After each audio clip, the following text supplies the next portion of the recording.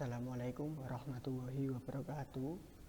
Saya Diki Frediansyah dari Program Studi Pendidikan Biologi Angkatan 2018 Universitas PGRI Ronggolawe Tuban. Sebelumnya saya memohon izin untuk menyampaikan materi tentang karbohidrat. Langsung saja ke pembahasannya, yaitu yang pertama adalah pengertian karbohidrat. Secara umum, pengertian karbohidrat adalah senyawa organik yang mengandung atom karbon, hidrogen, dan oksigen. Karbohidrat dimanfaatkan manusia dan hewan sebagai sumber energi utama karena harganya yang relatif lebih murah atau sangat murah. Di dalam tubuh, karbohidrat dapat dibentuk dari beberapa asam amino dan beberapa dari gliserol lemak. Akan tetapi sebagian besar karbohidrat dapat diperoleh dari bahan makanan yang dikonsumsi sehari-hari, terutama sumber bahan makanan yang berasal dari tumbuh-tumbuhan.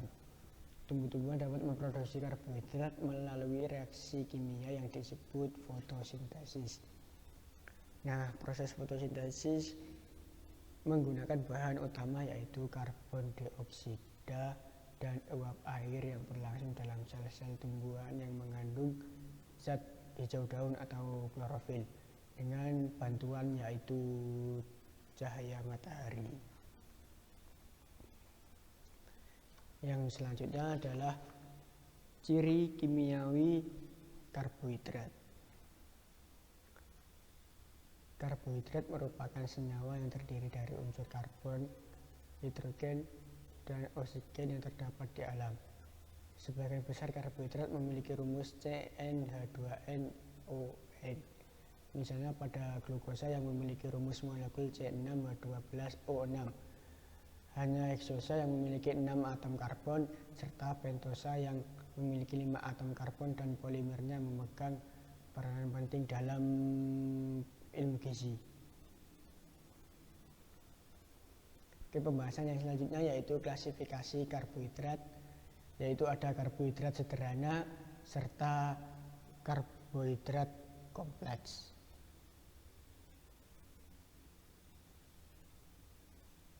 Yang pertama yaitu karbohidrat sederhana. Karbohidrat sederhana adalah karbohidrat yang terdiri atas 1 atau 2 molekul gula, dan karbohidrat sederhana merupakan sumber energi yang sangat cepat dioleh oleh tubuh karena struktur kimia molekulnya lebih sederhana. Karbohidrat sederhana dapat meningkatkan kadar gula glukosa darah dengan cepat dengan beberapa saat setelah mengkonsumsinya.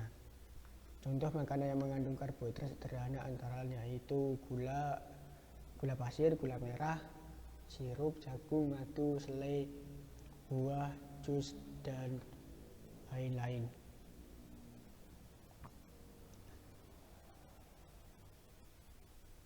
Nah, karbohidrat sederhana yaitu ada monosakarida. Monosakarida merupakan monomer polisakarida yang memiliki jumlah atom C yang sama dengan molekul air, yaitu C12H2O6.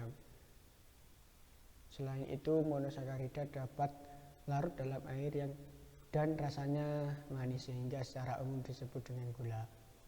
Monosakarida dapat dibedakan menjadi dua, yaitu yang bentuk pentosa, yaitu ada glukosa, fruktosa, dan galaktosa, dan berbentuk pentosa yaitu ribosa, silosa, dan arabinosa.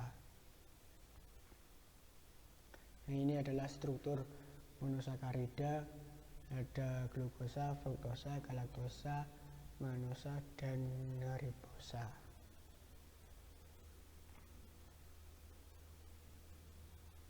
Yang kedua adalah disakarida. Disakarida merupakan gabungan dari monosakarida satu dengan monosakarida yang lain dengan jumlah atom C-nya 12 dan molekul airnya berjumlah 11.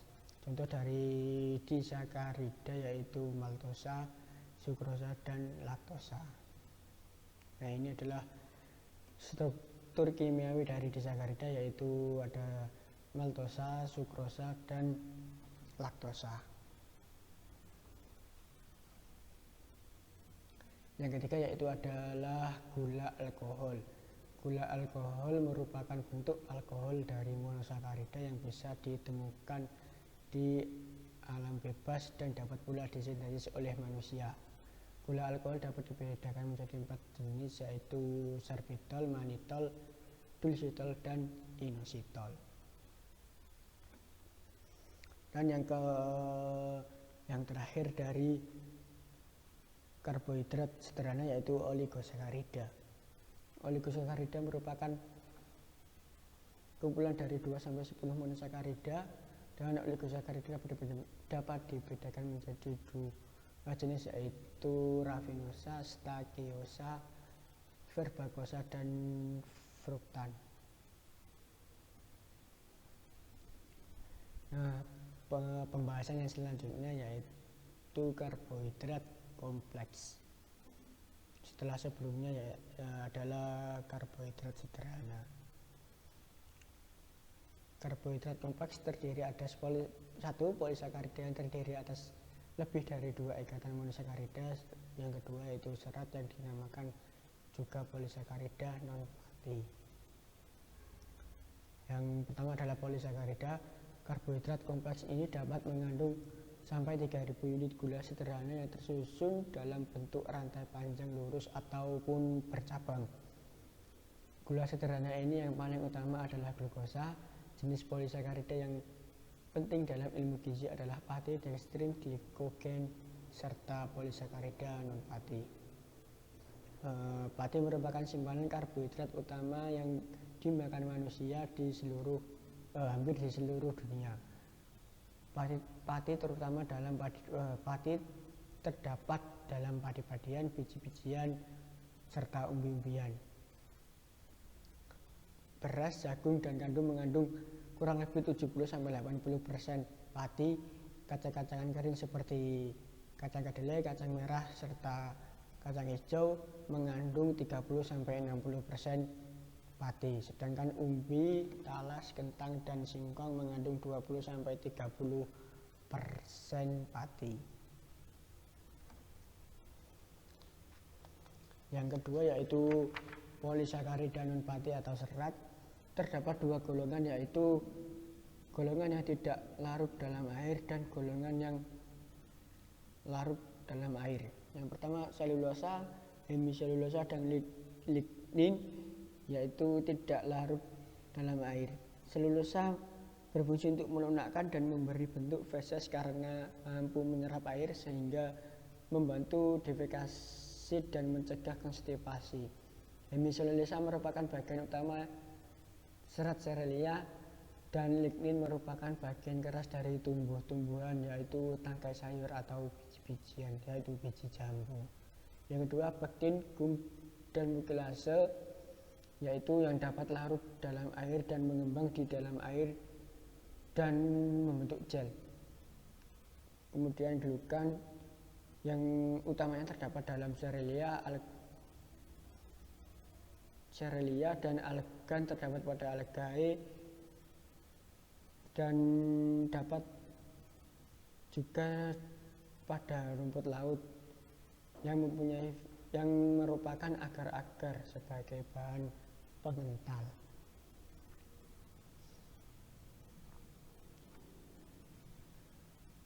Yang selanjutnya yaitu fungsi karbohidrat. Fungsi karbohidrat yang pertama sebagai sumber energi. Sebagai besar karbohidrat simpan dalam bentuk glikogen pada hati dan otot. Selain itu karbohidrat juga dalam bentuk glukosa, serta karbohidrat terdapat pula pada sirkulasi darah untuk kebutuhan energi. Karbohidrat juga dapat diubah menjadi lemak untuk cadangan energi dan disimpan dalam jaringan lemak. Fungsi yang kedua yaitu pemberi rasa manis pada makanan.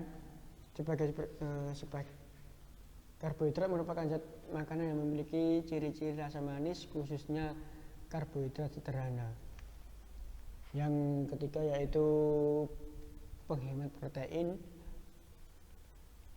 Peran karbohidrat dalam menghemat protein adalah jika asupan gizi karbohidrat dalam keadaan cukup, maka tidak membutuhkan protein lagi untuk digunakan sebagai sumber energi.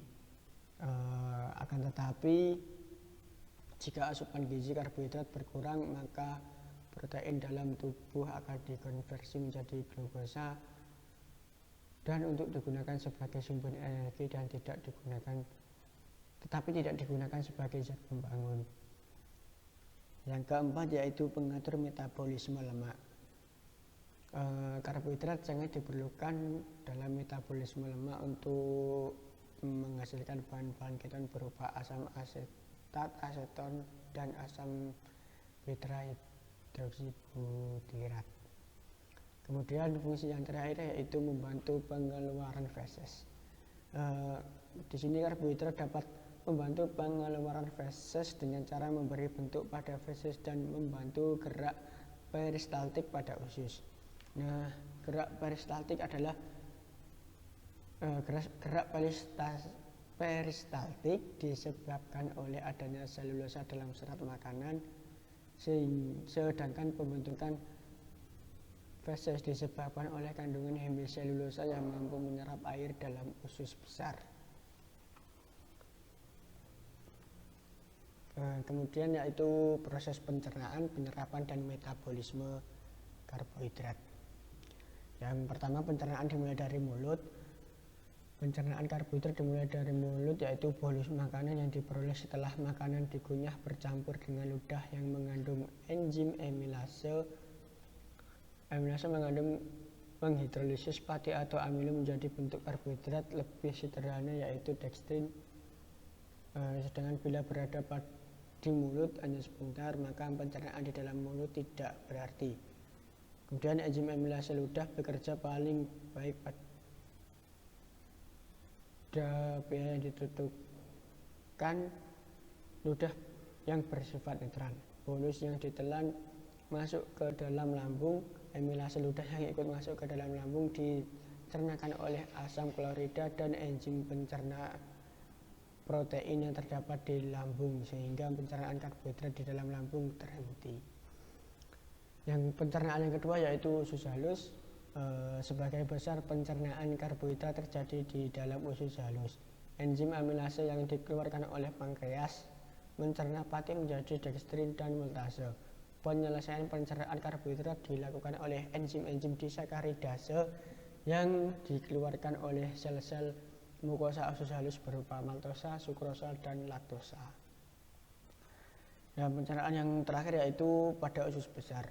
Produk utama fermentasi karbohidrat di dalam usus besar adalah karbon dioksida, hidrogen, metan, dan asam lemak yang memiliki rantai pendek yang mudah menguap seperti asam asetat, asam propionat, dan asam butirat. Pada kadar rendah, sebagian besar gas-gas hasil fermentasi diabsorpsi dan dikeluarkan melalui paru-paru. Apabila melebihi kemampuan kolon, asam lemak yang mudah menguap diabsorpsi kembali dan dapat digunakan sebagai sumber energi berbagai jaringan tubuh. Jadi sebagian besar karbohidrat yang lolos dari pencernaan di dalam usus halus dapat dimanfaatkan lagi oleh tubuh. Yang setelah pencernaan yaitu penyerapan karbohidrat. Pati setelah mengalami proses pencernaan sempurna yang dimulai dari lambung akan diserap melalui mekanisme yang membutuhkan energi dan perlu bantuan carrier atau transport gate. Glukosa akan dikirim ke hati melalui pembuluh vena porta. Setelah itu akan dikirim lagi ke seluruh jaringan-jaringan tubuh menurut kebutuhannya.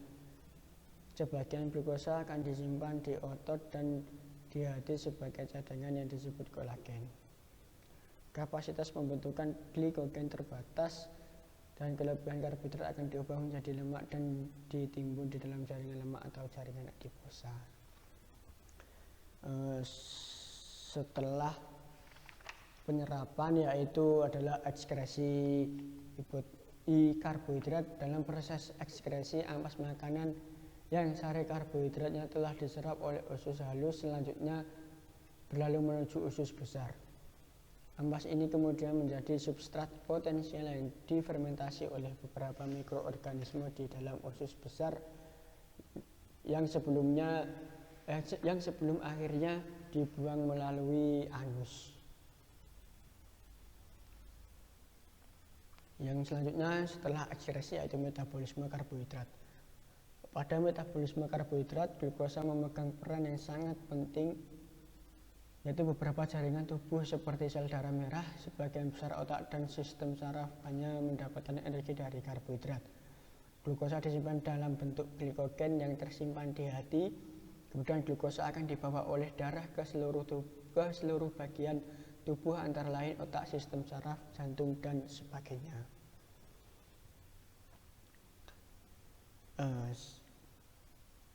Yaitu yang materi selanjutnya yaitu kebutuhan karbohidrat sehari.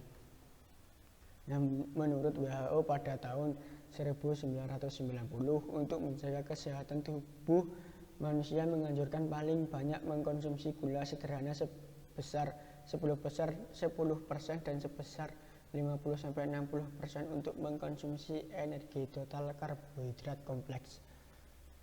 Kemudian menurut Biro Pusat Statistik pada tahun 1990 rata-rata konsumsi energi total dari karbohidrat masyarakat Indonesia adalah sebesar 72%. Selain itu, Lembaga Kanker Amerika menganjurkan konsumsi serat sekitar 20-30 gram sehari. Inilah kebutuhan karbohidrat sehari untuk manusia. Yang selanjutnya yaitu sumber karbohidrat.